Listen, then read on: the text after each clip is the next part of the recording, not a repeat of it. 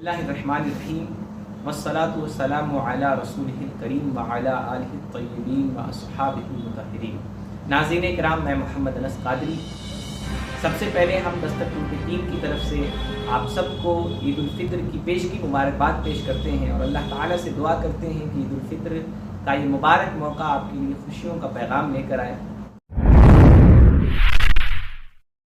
ناظرین کرام، اپنے اس ویڈیو میں ہم عید کے دن کے کچھ مخصوص اعمال اور نماز عید کا طریقہ آپ کو بتانے کی کوشش کریں گے۔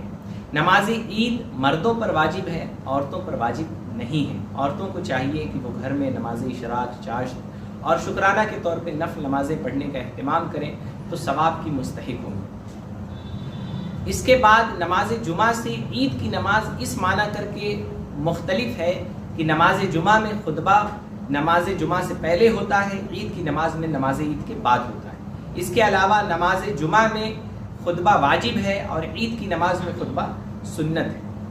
ناظرین کرام، سب سے پہلے ہم عید کے دن کے کچھ مخصوص اعمال جاننے کی، آپ تک پہنچانے کی کوشش کریں گے۔ تو عید کے دن غسل کرنا، نئے کپڑے میسر ہوں تو نئے ورنہ صاف ستھرے لباس پہننا، خوشبو لگانا، تیل سر کے بالوں میں تیل لگانا۔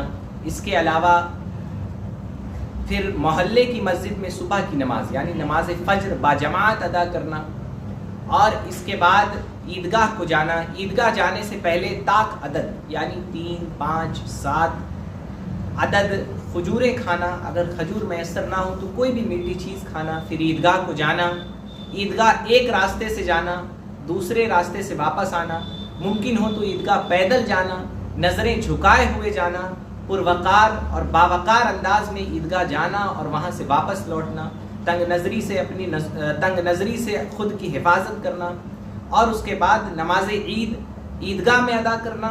ادا کرنے کے بعد خوشیوں کا اظہار کرنا، ایک دوسرے کو مبارکباد دینا، ان سے گلے ملنا، یہ تمام چیزیں عید الفطر کے دن مستحب ہیں، بہتر ہیں۔ اس کے بعد نماز عید کی باری آتی ہے تو نماز عید کا طریقہ ہم آپ کو بتائیں گے۔ نماز عید کے لیے نیت اس طرح کریں گے کہ نیت کی میں نے 2 رکعت نماز عید الفطر کی، زائد 6 تکبیروں کے ساتھ، پیچھے اس امام کے، واسطے اللہ تعالیٰ کے، منہ میرا کعبہ شریف کی طرف۔ نیت کی میں نے 2 رکعت نماز عید الفطر، زائد 6 تکبیروں کے ساتھ، پیچھے اس امام کے، واسطے اللہ تعالیٰ کے، منہ میرا کعبہ شریف کی طرف۔ اس کے بعد آپ کانوں تک اپنی ہاتھ اٹھا کر نیت باندھ لیں گے۔ نیت باندھنے کے بعد آپ ثنا پڑھیں گے جو نمازوں میں ہم پڑھتے ہیں۔ اس کے بعد پھر کانوں تک امام صاحب تکبیر کہیں گے، اللہ اکبر، کانوں تک ہاتھ اٹھا کے ہاتھ چھوڑ دیں گے۔ پھر دوسری بار امام تکبیر کہے گا، دوبارہ آپ ہاتھ چھوڑ دیں گے۔ تیسری بار تکبیر اللہ اکبر کہے گا تو ہاتھ چھوڑیں گے نہیں بلکہ باندھ لیں گے۔ اس کے بعد امام صاحب قرآن مجید کی تلاوت کریں گے، پھر اللہ اکبر کی صدا بلند کریں گے، تکبیر انتقال کہیں گے تو ہم رکوع میں چلے جائیں گے۔ اس کے بعد رکوع سے اٹھیں گے، سمیع اللہ لمن حمدہ امام کہے گا، ہم ربنا ولک الحمد کہیں گے یا اللہم ربنا ولک الحمد کہیں گے۔ روایتوں میں آتا ہے کہ جو شخص ربنا ولک الحمد کہتا ہے اسے 10 نیکیاں ملتی ہے، جو اللہم ربنا ولک الحمد کہتا ہے اسے 20 نیکیاں ملتی ہیں۔ بہرحال پھر امام صاحب سجدے میں جائیں گے، جس طرح سے ہم 2 سجدہ کرتے ہیں اس طرح 2 سجدہ کریں گے، پھر دوسری رکعت کے لیے کھڑے ہو جائیں گے۔ کھڑے ہونے پر اب ہاتھ باندھے ہوں گے، امام صاحب پھر دوبارہ قرآن مجید کی تلاوت کریں گے۔ تلاوت کرنے کے بعد امام صاحب تکبیر کہیں گے، اللہ اکبر، آپ ہاتھ اٹھا کے چھوڑ دیں گے۔ دوسری بار کہیں گے اللہ اکبر، آپ ہاتھ اٹھا کے چھوڑ دیں گے۔ تیسری بار کہیں گے اللہ اکبر، آپ ہاتھ اٹھا کے چھوڑ دیں گے۔ چوتھی بار امام صاحب اللہ اکبر کہیں گے تو آپ رکوع میں چلے جائیں گے۔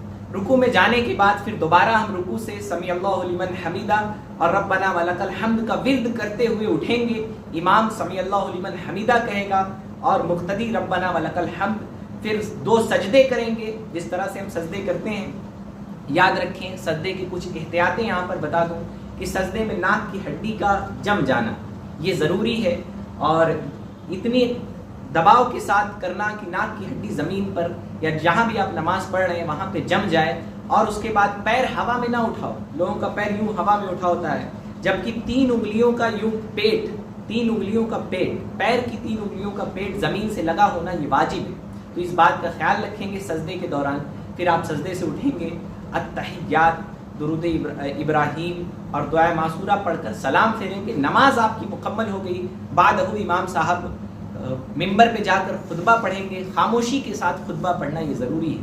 دیکھا جاتا ہے کہ سلام پڑھنے کے بعد بڑا افراتفری کا ماحول ہوتا ہے، تو ایسا نہ کریں. جب بھی خطبہ پڑھا جائے تو خاموشی سے سننا ہمارے اوپر یہ لازم ہے. تو خاموشی کے ساتھ، اطمینان کے ساتھ، پروقار انداز میں اپنی جگہ بیٹھ کر آپ خطبہ سنیں گے.